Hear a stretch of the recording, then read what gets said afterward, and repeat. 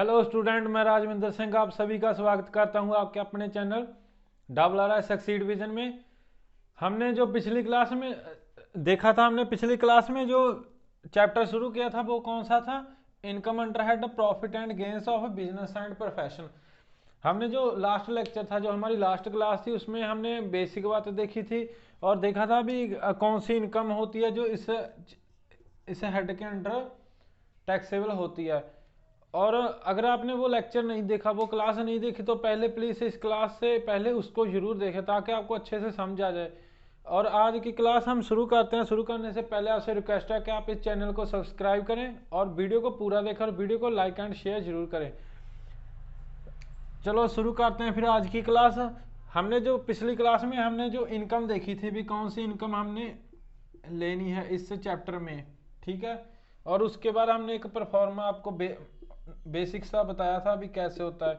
अगर आपने वही वो क्लास नहीं देखी तो पहले इस वीडियो से पहले आपसे रिक्वेस्ट है कि आप उस क्लास को जरूर देखें, तभी आपको ये क्लास के बारे में पता चलेगा, अदरवाइज नहीं, इतना नहीं पता चलेगा।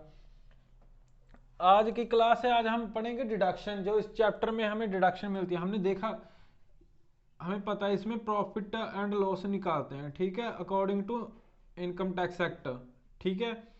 वहां पे हमने इनकम इधर वाली साइड देख ली थी, इनकम जो इनकम है, इनकम हमने पिछली क्लास में देख ली थी। और जो डिडक्शन है, डिडक्शन हमने आज शुरू करनी है भी, कौन सी डिडक्शन अलाउेबल है हमें। और ये डिडक्शन जो हमें अलाउड होती है ना, वो सेक्शन एडमिसिबल डिडक्शन बोलते हैं इसको। कौन से सेक्शन से आते हैं? 30 से 37 तक होती हैं, ठीक है। अब पहली डिडक्शन हम शुरू करते हैं, रेंट रेट्स एंड टैक्सेस, ठीक है। क्या है? Rent rates taxes, simple rent rates and taxes. उसके बाद रिपेयर एंड इंश्योरेंस, किसका होगा? ये बिल्डिंग का। ये कौन से अंडर आती है? 30 के, ठीक है। कोई भी रेंट रेट्स टैक्सेस या रिपेयर या इंश्योरेंस होगा किसका? बिल्डिंग का, वो इस सेक्शन के अंडर आएगा, वो हमें उसकी डिडक्शन मिल जाती है, ठीक है। अब ये इसका मतलब क्या है? पहली बात तो ये है कि बिल्डिंग हो, ठीक है, बिल्डिंग। और बिल्डिंग कौन सी हो? वो ऑफिस पर्पज के लिए यूज हो। किसके लिए? ऑफिस पर्पज के लिए। नहीं, ऑफिस नहीं, बिजनेस, सॉरी, ऑफिस नहीं, किसके लिए? बिजनेस, बिजनेस पर्पज के लिए हो, ठीक है। कोई भी बिल्डिंग है बिजनेस पर्पज के लिए अगर यूज हो रही है तो ये डिडक्शन मिल जाएगी। अब बात करते हैं भैया, अभी बिल्डिंग क्या, अगर बिल्डिंग किराए पे है, मान लो जो बिजनेस कर रहा है वो टेनेंट है या उसका ओनर है बिल्डिंग का। अगर अगर जैसे कोई बनता है, ये बनता है, जैसे ये यहाँ पे इसका बिजनेस है, बिजनेस एंड प्रोफेशन, ठीक है। ये बिजनेस जो बिल्डिंग में करता है, ये बिजनेस करता है। अगर वो तो किराए पे है, मान लीजिए ये टेनेंट है उसका या इसकी ओन है, ठीक है, तो क्या होगा? अगर भी वो किराए पे है तो उसका जो रेंट होगा, ठीक है, उसको अलाउ हो जाएगा रेंट। इस वाले में तो रेंट होगा नहीं। लेकिन अगर वो ऑनर है, ठीक है, और ये पार्टनर है, 2-3 बंदे पार्टनर हैं, ध्यान से देख लो। अगर ये ओनर है और वो पार्टनर है, जैसे एक बंदा ए, बी और सी, इसकी बिल्डिंग है जी ए की। अब बी और सी यहाँ पे उन्होंने लिख दिया भी रेंट ऑफ बिल्डिंग। अब हमारा जो असेसिंग ऑफिसर होगा वो देखेगा भी कितना जो रेंट है वो जायज़ है, ठीक है, कितना रेंट परमिसिबल है अगर वो ओनर है तो।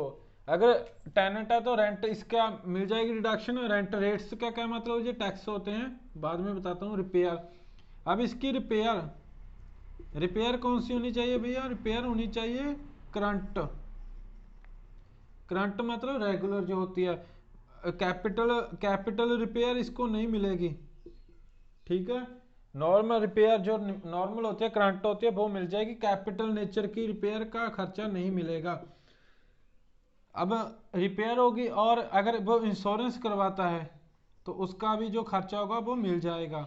अभी ये भी सेम है, जैसे इसको क्या से, अगर इसकी रिपेयर करवाता है, टेम्परेरी नेचर होती है जो करंट होती है, इंश्योरेंस और बिल्डिंग, ये खर्चे मिल जाएंगे। अब बात करते हैं टैक्स की।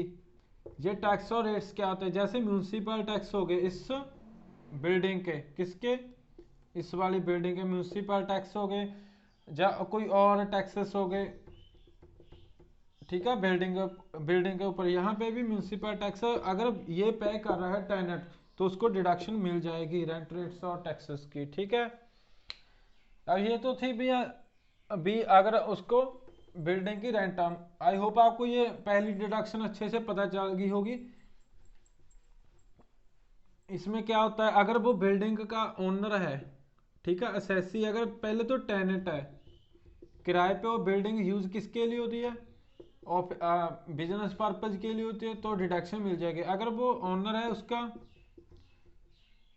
ओनर है तो तब भी डिडक्शन मिल जाएगी। अब खर्चा कौन सा होना चाहिए, खर्चा होना चाहिए हमने पहले ही बता दिया करंट नेचर का, करंट मतलब रेगुलर बेसिस का, उसकी ही डिडक्शन मिलेगी। अगर वो कैपिटल नेचर का है तो डिडक्शन नहीं मिलेगी, ठीक है। और ये तो थी इस सेक्शन की बात, जब रेंट एंड रेट टैक्सेस मिलते हैं। अब बात करते हैं दूसरी डिडक्शन। दूसरी डिडक्शन क्या है,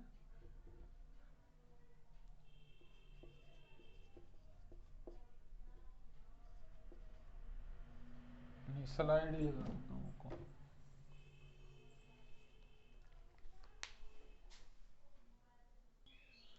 अब देखिए जी, अब दूसरी डिडक्शन क्या है, अंडर सेक्शन 31 है। पहली ये जो हमने करी है 30, ठीक है, वो किसके रिलेटेड है, बिल्डिंग के।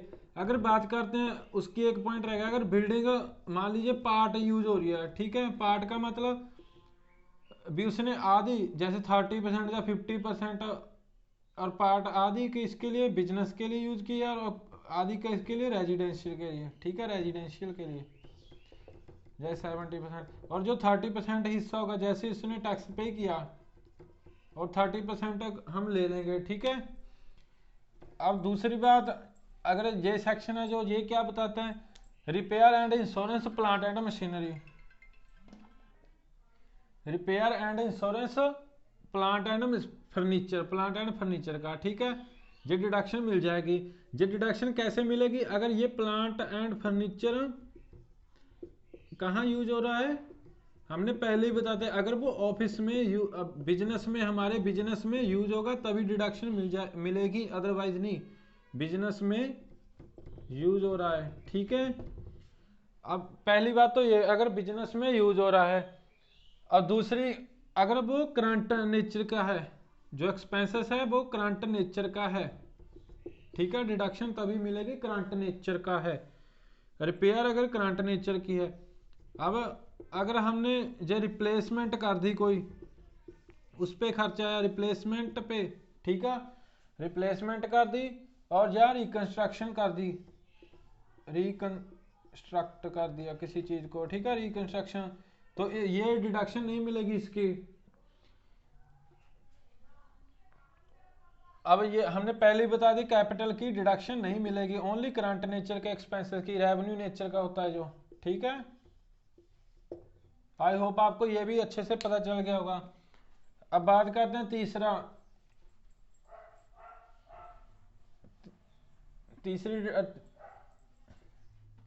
अब पहले हमने 30 भी देख लिया, 31 भी देख लिया, 32 किसके अंडर आता है, डेप्रीसिएशन अलाउंस,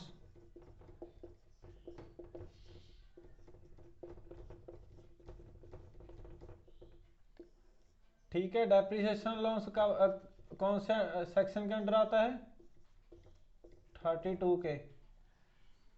अब डेप्रीसिएशन अलाउंस क्या होता है, डेप्रीसिएशन अलाउंस कोई भी एसेट है, ठीक है, एसेट हमारी वो यूज होनी चाहिए, पिछली भी हमने पहले ही बताया, जो 31 पे भी यूज होनी चाहिए ऑफिस पर्पज, बिजनेस पर्पज के लिए।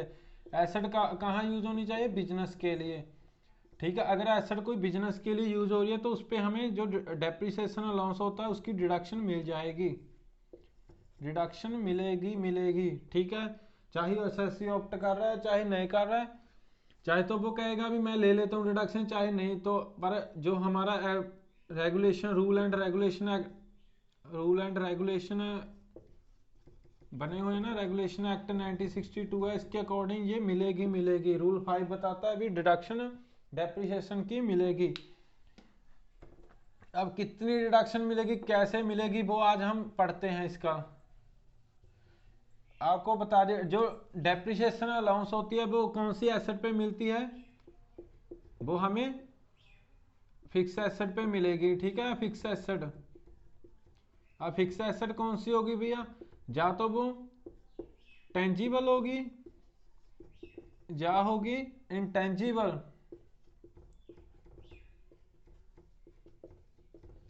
ठीक है, टेंजिबल होगी या इंटेंजिबल होगी।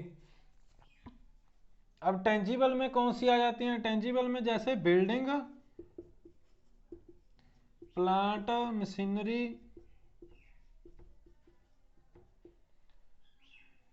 मशीनरी, और फर्नीचर।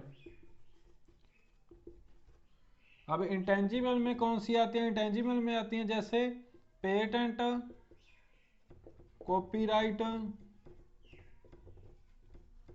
नो हो, लाइसेंस फीस। ठीक है, और भी आती होगी, ये होती है इंटेंजिबल। अब हम बात करते हैं सिंपल नॉर्मल जो छोटी छोटी पॉइंट देख लेते हैं इसमें। अब बिल्डिंग क्या होती है, बिल्डिंग में क्या क्या आता है। देखो भैया, अगर आप यूज की बात कर रहे हो ना, अभी कोई भी डेप्रिसिएशन कब होगी, जब वो यूज होती है। अगर मैंने कह दिया यूज, चाहे तो वो मतलब कुछ दिन हुई हो, प्रीवियस ईयर में वो यूज होनी ही चाहिए, चाहे वो 10 दिन हो, 5 दिन हो, 1 दिन हो, बस यूज होना चाहिए उसका। अगर प्रीवियस ईयर में यूज नहीं हुई, मान लीजिए हमने यूज ही नहीं की, उसको सेल कर दिया, तो इस वाले केस में हमें बिल्डिंग की डिडक्शन नहीं मिलेगी। ठीक है, यूज होनी चाहिए। बिल्डिंग में क्या आता है, बिल्डिंग में ओनली बिल्डिंग आएगी, जो बिल्डिंग जहां पे बनी हुई है।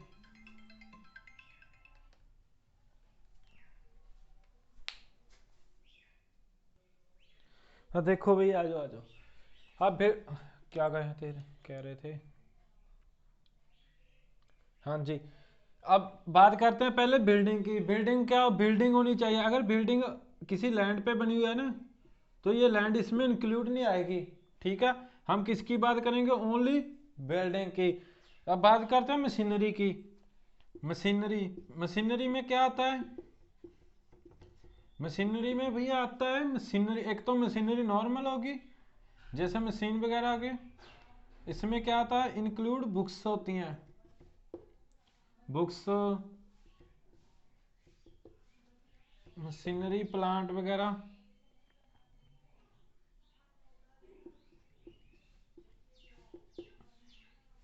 ठीक है, क्या क्या होते हैं, बुक्स होगी, शिप्स होगी, ये सभी मशीनरी में आ जाता है, जिसको जो मूवेबल होती हैं एसेट। ठीक है, जिसको एक जगह से दूसरी जगह ले जाया जा सके, वो आती हैं। लेकिन ये नॉन लिविंग होनी चाहिए। ठीक है, नॉन लिविंग। मशीनरी में क्या नहीं आता, लाइव स्टॉक नहीं आता। लाइव स्टॉक समझे तो, लाइव स्टॉक क्या आता है, जैसे बैलगाड़ी होगी, घोड़ा, गाड़ी, घोड़ा नहीं आता इसमें। ठीक है, मशीनरी में बाकी चीज आएगी मशीनरी में। ये तो थी नॉर्मल बातें, जैसे बिल्डिंग जिसके ऊपर खड़ी है वो लैंड नहीं आएगी, बिल्डिंग की डेप्रिसिएशन लगेगा। मशीनरी में क्या आता है, मशीनरी आ गई, प्लांट, शिप्स वगैरह आ गए, बुक्स आ गई। ठीक है, और मूवेबल एसेट होती है जिसको एक जगह, लेकिन नॉन लिविंग मूवेबल एसेट। अब बात करते हैं ओनरशिप की। अब आपको पहले ही बता दिया भी, ये जो होती है भाई यूज होनी चाहिए। यूज कहाँ होनी चाहिए, बिजनेस में हमारे में। अगर आप मान लीजिए ये लेस देन 80 डेज होती है। ठीक है, लेस देन 80 डेज, ये डेप्रिसिएशन के आपको सिंपल बता रहा हूँ भी क्या होती है। इसका न्यूमेरिकल आएगा, वहां पे आसान लगेगा आपको, लेकिन ये आपकी थ्योरी है, वो समझ लीजिए पहले आप एक बार। लेस देन 180 डेज होती है और मोर देन 180 डेज। ठीक है, लेस देन तो हम 50% डेप्रिसिएशन लेंगे इसकी, 50% डेप्रिसिएशन लेंगे इसकी, 100% ले लेंगे। और जो ये आधी रह जाएगी तो कैरी अगले साल ले लेंगे, नेक्स्ट प्रीवियस ईयर में। ठीक है, ये तो थी नॉर्मल बात डेप्रिसिएशन की। अब डेप्रिसिएशन कितनी लगेगी, कैसे लगेगी, ये आपको बता दूं। डेप्रिसिएशन लगेगी भैया ब्लॉक ऑफ एसेट में। अब ब्लॉक ऑफ एसेट क्या होती है, डेप्रिसिएशन कैसे लगेगी, डेप्रिसिएशन चार्ज होगी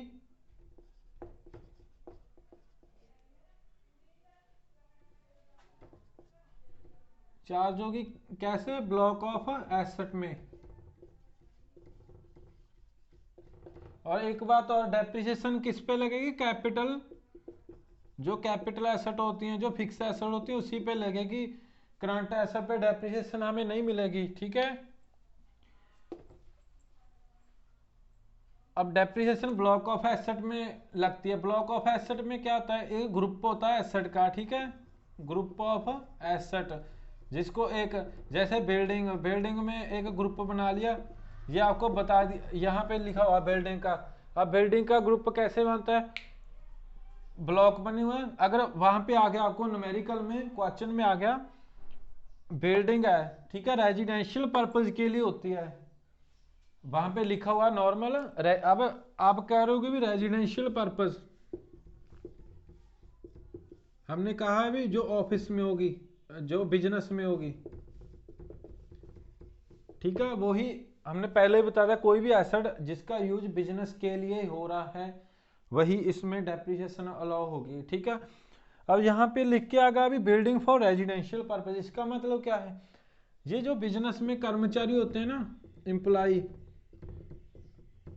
अगर वो वहां रह रहे हैं, वहां बिल्डिंग बना के दी है उसको, ठीक है, कर्मचारियों को, वो यूज तो बिजनेस के लिए हो रही है ना, तो वो इस वाले केस में आ गई, वहां पे कितनी डेप्रिसिएशन लेंगे हम, 5%, ठीक है। अब दूसरी बात, building which are not use for residential purpose, जो रेजिडेंशियल पर्पज के लिए यूज नहीं, बिल्डिंग तो है, बिल्डिंग किसकी है, हमारे बिजनेस की है, लेकिन वो रेजिडेंशियल पे नहीं, वो किस पर्पज के लिए नहीं, रेजिडेंशियल पर्पज के लिए नहीं ना, तो वो किसके लिए है, हम जैसे जो ब्लॉक 3 बताएंगे अभी उसके लिए है, तो कितना आ जाएगा 10%। अदर कोई भी और अगर कोई और बिल्डिंग है, ठीक है, जैसे वुडन स्ट्रक्चर की बनी हुआ है, झोपड़ा बना दिया हमने ऑफिस के लिए रहने के लिए, मान लीजिए हमारा कोई बिजनेस है, अभी हम नए नए आए हैं बिजनेस में, वो बिल्डिंग बन रही है बिजनेस की, जब हमने स्टार्ट कर दिया यहाँ पे, और यहाँ पे जो एम्प्लॉय रह रहे हैं अभी उनको पक्की बिल्डिंग नहीं बना के दी, झोंपड़ा बना के दे दिया,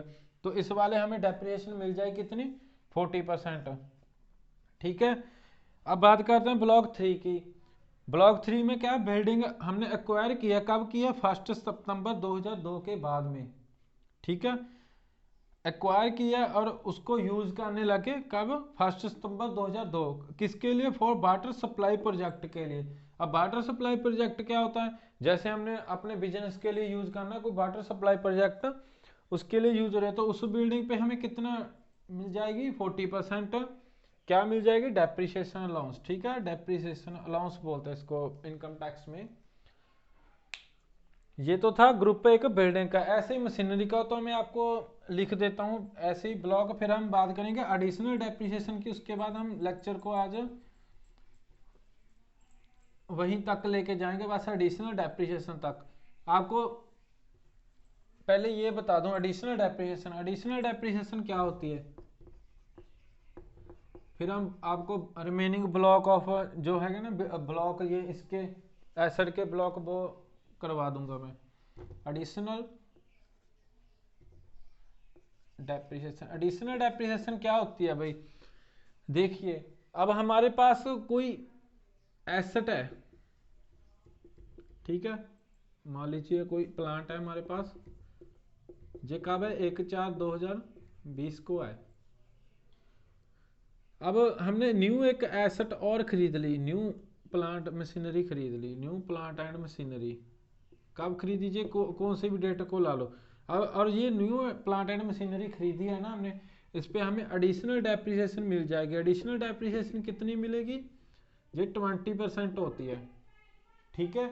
अगर ये हमने खरीद ली, मान लीजिए 1/12 को खरीदी, तो ये लेस देन 180 डेज हो गए ना, तो इसका 10% इस साल प्रीवियस ईयर में हमें मिल जाएगा, और 10% जो अगला होगा, अगली डेप्रिसिएशन और वो अगले साल मिल जाएगा, लेकिन अगले साल से हमें ये फुल मिलेगा।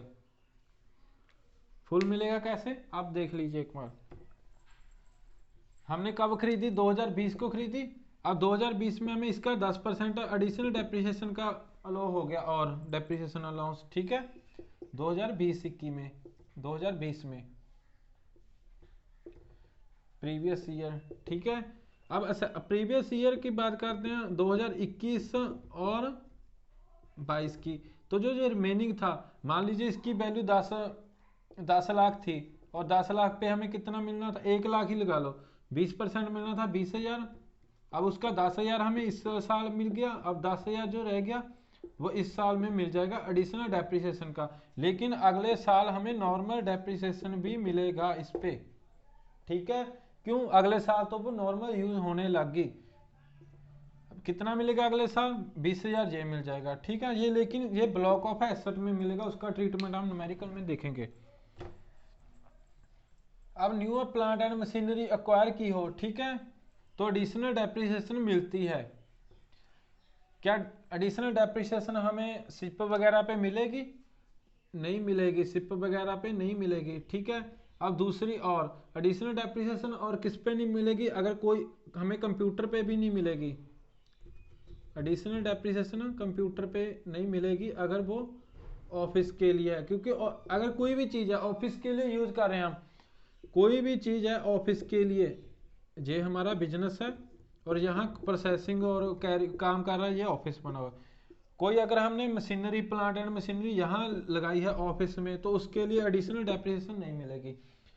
एडिशनल डेप्रिसिएशन किसके लिए मिलेगी, जहाँ हम प्रोसेसिंग का काम करेंगे, ठीक है, चीज़ें के बनाएंगे वगैरह, वहाँ मिलेगी। प्लांट एंड मशीनरी पे मिलेगी।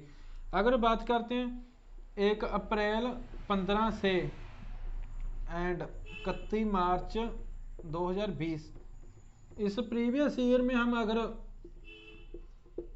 बात करते हैं, इस प्रीवियस ईयर के बीच में हम तेलंगाना, आंध्र प्रदेश, बिहार, ठीक है, एक स्टेट और था, एक राज्य, तेलंगाना, आंध्र प्रदेश, बिहार,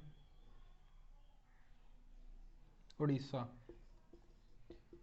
अगर यहाँ पे इनके बैकवर्ड एरिया में हमने वो लगाई है, प्लांट एंड मशीनरी न्यू लगाई है, तो हमें कितनी मिल जाएगी, 35%। और पहले साल अगर लेस देन 80 डे वही है ना, तो 17.5% पहले साल मिल जाएगी, तो 17.5% नेक्स्ट ईयर।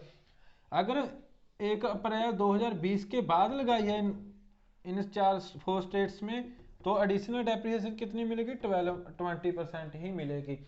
लेकिन अगर आपको मान लीजिए हमारा प्रीवियस ईयर, अब आपको भी पता है 2020-21 चल रहा है, असेसमेंट ईयर 22-21 है ना, तो प्रीवियस ईयर तो 20-21 है, तो 31-30-20 तक जो यहाँ पे हमने जो लगाई होगी, न्यू इंस्टॉल की होगी मशीनरी, तो उसकी अगले प्रीवियस ईयर में एक तो मिलेगी हमें, अगर वहाँ पे डेट लिख के ये आ गई, ठीक है। ये तो था एडिशनल डेप्रिसिएशन का कंसेप्ट। आई होप आपको अच्छे से पता चल गया होगा। एडिशनल डेप्रिसिएशन कब मिलती है, न्यू एसेट पे मिलती है, किस पे, प्लांट एंड मशीनरी पे। और प्लांट एंड मशीनरी किस पर्पज के लिए यूज हो, फॉर, मतलब जैसे हम उसको यूज करें बिजनेस में, कोई मान लीजिए कौन सा बिजनेस हो हमारा, जैसे उसको यूज करें प्रोडक्शन में, ठीक है, प्रोडक्शन में यूज करें तब मिलेगी। अगर वो ऑफिस के लिए लगा दी हमने एडिशनल मशीनरी, तब डिडक्शन नहीं मिलेगी हमें। अब बात करते हैं ब्लॉक ऑफ एसेट की। ब्लॉक ऑफ एसेट हमने आपको बता दिया, ग्रुप बना दिया जाता है एसेट में, जहाँ पे परसेंटेज रेट अलग अलग दिए जाते हैं। अब बिल्डिंग फॉर रेजिडेंशियल ये आपको बता दिया। अब आपको और ब्लॉक ऑफ एसेट बताते हैं, जैसे प्लांट एंड मशीनरी के।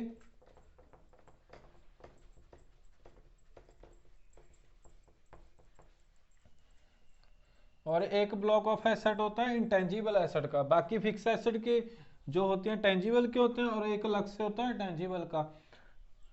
मैं आपके लिए लगा दूं,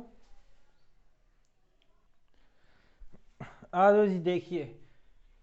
अब ये क्या है, हमने बिल्डिंग का ब्लॉक्स तो देख लिया। अब ब्लॉक ऑफ एसेट क्या होता है, ब्लॉक ऑफ एसेट का मतलब होता है, अभी ग्रुप होता है एसेट का जिसमें सेम रेट होता है, ठीक है, सेम एसेट होती है, सेम रेट होता है, किसका, डेप्रिसिएशन का।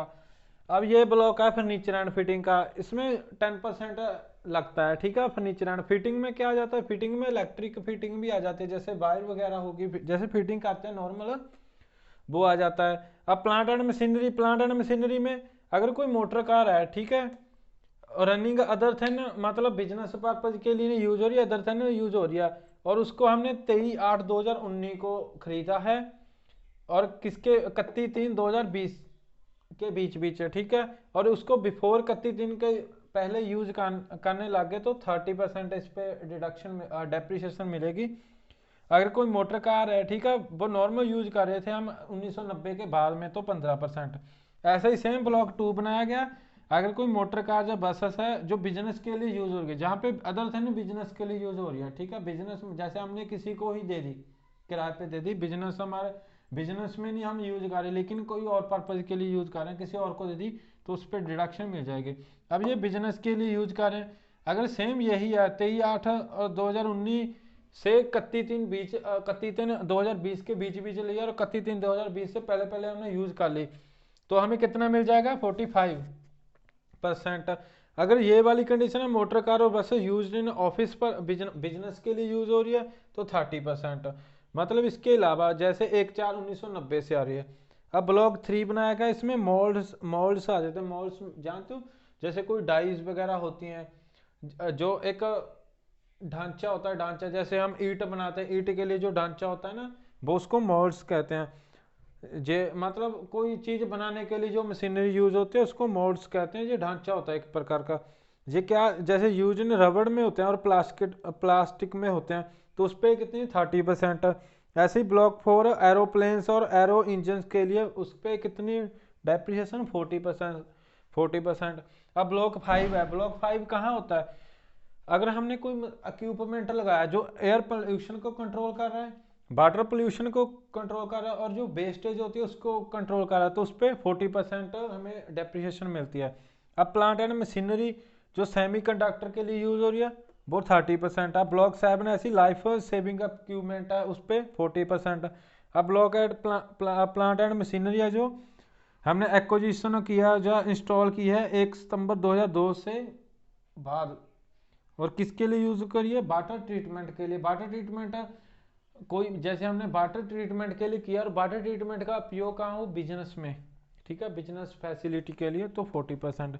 अब ऐसी ऑयल व्हील्स, जैसे ऑयल की मशीनरी है, वो 15%। अब इसके और भी एक दो ब्लॉक हैं, वो आप बुक्स में देख लेना। अब जैसे इंटेंजिबल एसेट है हमारी, जैसे गुडविल, नो हो, ऐसे पेटेंट कॉपीराइट वगैरह, उस पर 25% मिल जाएगी, 25%। अब शिप एंड ओशियन, जो यहाँ पे शिप लिखा होगा, तब कितनी डिडक्शन मिलेगी हमें डेप्रिसिएशन की, 20%। ठीक है, अब ये इसको देख लेना। ये इतने मुश्किल नहीं है, जो एग्जाम में आते हैं वो नॉर्मल आते हैं, वहाँ पे लिखा रहता है रेट्स, ठीक है, अभी कौन से ब्लॉक में वहाँ पे लिखा रहता है, क्वेश्चन पे ही लिखा रहता है। आपको इतने याद करने की बात, ये मैंने एक समझा दिया भी, ब्लॉक ऑफ एसेट ऐसे होते हैं।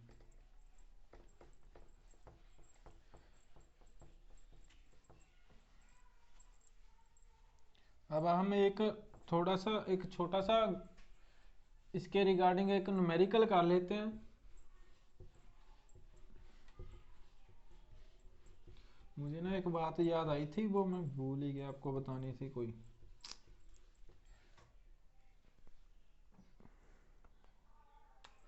अब जो एडिशनल मैंने बताया था आपको, एडिशनल डेप्रिसिएशन की 4 स्टेट्स,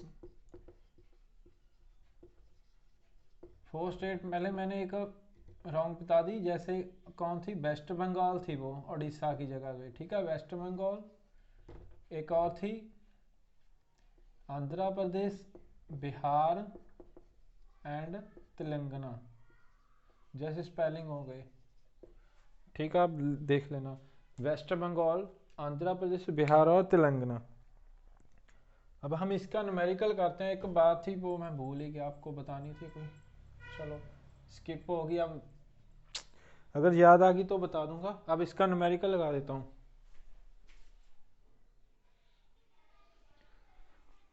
अब देखें इस क्वेश्चन को, कोई मिस्टर एक्स है जो प्रोपराइटर है एंगेज्ड बिजनेस इन मैन्युफैक्चरिंग। पहले इसके बाद जो मैं कह रहा था ना, मैं कोई बात भूल गया। आप देखिए, जो एडिशनल वैल्यू होती है, एडिशनल डेप्रिसिएशन होती है ना, एडिशनल डेप्रिसिएशन जे किसको मिलती है? अगर कोई बिजनेस है किसी बंदे का, ठीक है, मैंने पहले ही बताया है, वो मैन्युफैक्चर कर रहा है, मैन्युफैक्चर और प्रोडक्शन, ठीक है, और production in goods, in article और थिंग्स में, ठीक है, आर्टिकल और थिंग्स। तो इस वाले केस में मिल जाएगी। अगर उसका बिजनेस पावर जनरेशन का है, पावर जनरेशन, इसको भी मिलेगी, ठीक है। और शिप एंड एयरक्राफ्ट पे नहीं मिलती, इसको शिप एंड एयरक्राफ्ट पे में नहीं मिलती। अगर पावर जनरेशन का है, supply of power and supply of power generation of, ठीक है, इलेक्ट्रिसिटी या कुछ का भी, किसी का भी बार्टर का है, तो ये इस बंदे को होता है भी, या तो वो written down value method use कर सकता है डेप्रिसिएशन के लिए, या स्ट्रेट लाइन मेथड, ठीक है। ये इस पे ऑप्शन है, असेसिंग ऑफिसर ने इसको बता राइट दिया होगा भी, आपका जो ऑप्शन सही लगे उस पर कर देता है, लेकिन वो जो यूज कर रहा होगा प्रीवियस मेथड उसी को लेंगे। अगर उसने एक बार चुन लिया तो वही मेथड चलेगा। अब ये न्यूमेरिकल पे आते हैं, बात करके ना, मिस्टर एक्स है proprietor engaged in manufacture business, opening return down value इतनी है, न्यू प्लांट एंड मशीनरी उसने एक 8-6 को ली और एक 15-12 को ली, और कंप्यूटर भी लिया उसने 3 लाख का, ठीक है। अब आपको पहले ही बताया भी, जो एडिशनल डेप्रिसिएशन आपने क्या कहा, एक तो नॉर्मल डेप्रिसिएशन निकालनी है, ठीक है, नॉर्मल डेप्रिसिएशन।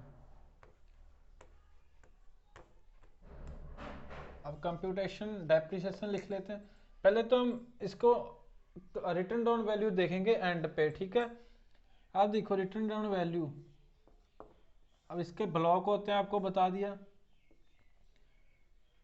अब ओपनिंग कितनी है रिटर्न डाउन वैल्यू, हम सिंपल रिटर्न डाउन वैल्यू बात कर रहे हैं 30 लाख, ठीक है, प्लस अब जो 180 डे से मोर है, ठीक है, मोर कितनी है 180 डे से मोर, प्लांट एंड मशीनरी ऐसे लिख लेते हैं, प्लांट एंड मशीनरी कितनी की है, एक 20 लाख की है और एक कितने की है, प्लस न्यू और एक्वायर की थी 8 लाख की, ठीक है। ये ग्रुप बन गया 58 लाख का। क्लोजिंग रिटर्न डाउन वैल्यू आ गई, ये तो हम आपको क्लोजिंग रिटर्न डाउन वैल्यू बता रहे हैं। लेकिन अब बात करते हैं आपको डेप्रिसिएशन की, ठीक है। डेप्रिसिएशन कैसे निकलेगी? पहले तो भाई जो 180 डे से मोर है उसकी डेप्रिसिएशन निकालेंगे। 180 डे से मोर कितनी है, एक तो 30 लाख है, कितनी है ये आ जाएगी, ठीक है, 50 लाख की। तो 50 लाख पे कितना डेप्रिसिएशन आ जाएगा,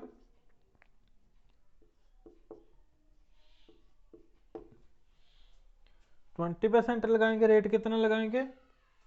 वैसे तो 15% होता है इस पे, प्लांट एंड मशीनरी पे।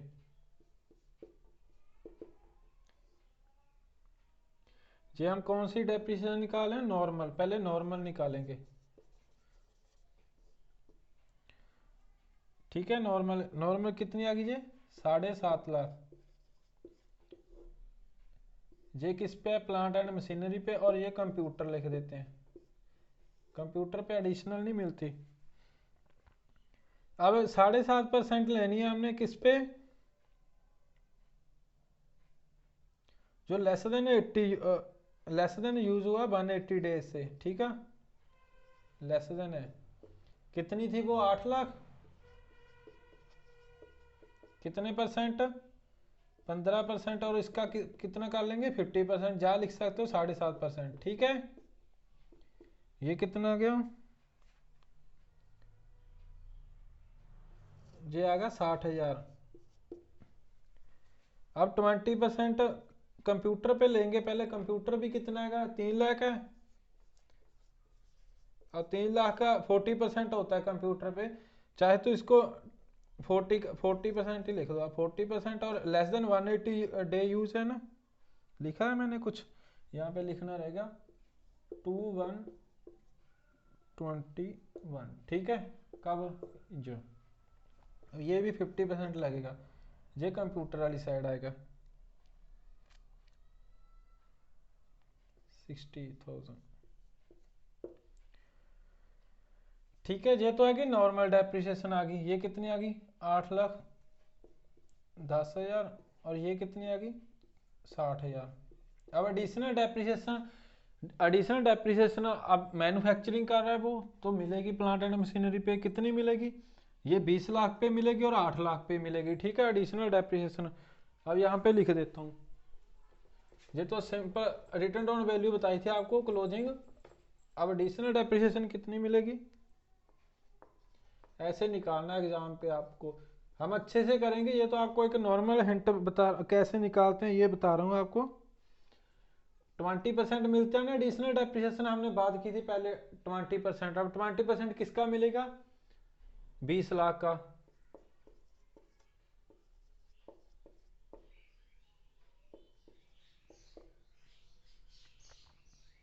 ये कितना का 4 लाख।